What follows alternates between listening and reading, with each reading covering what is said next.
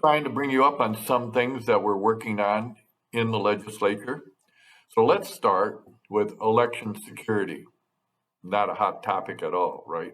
You can tell I'm being sarcastic. Anyway, this week, the House of Representatives met to advance several important pieces of legislation.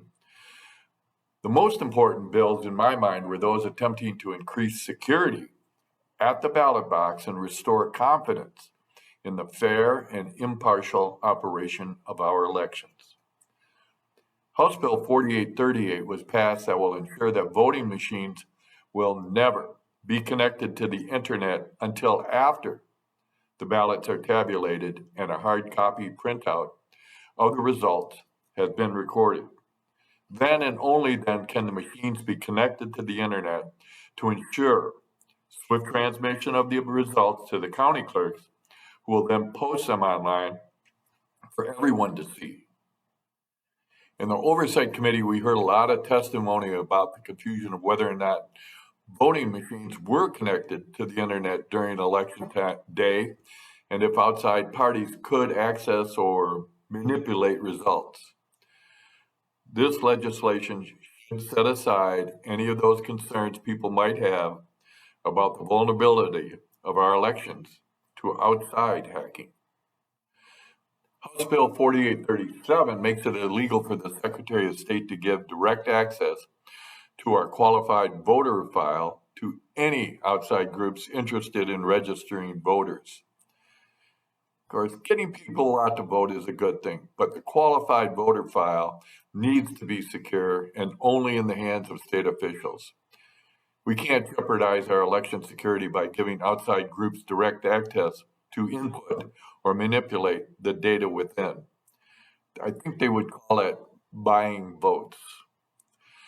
House Bill 4840 simply coordinates the various different time periods in Michigan law to hold on to election materials, ensuring that those materials will be held for at least 22 months following the election and available for review and audit. Some of these bills received significant support across the aisle, showing that there is a common sense solution and we can protect the security of our elections going forward. Now, let's move on to unemployment. I think we can use the term fiasco, and that has to do with that agency itself. Great frustration by us in the legislature, and of course, the residents, citizens, trying to use this cumbersome system. We heard more testimony from people snake bit by this confusing website and non-responsive bureaucracy. Some being asked to pay back thousands of dollars they never received. Others still waiting for benefits from months ago. The common denominator through all of this is everyone is certain that they could resolve their difficulties if they could just talk to someone, anyone, at the UIA for maybe just 10 minutes.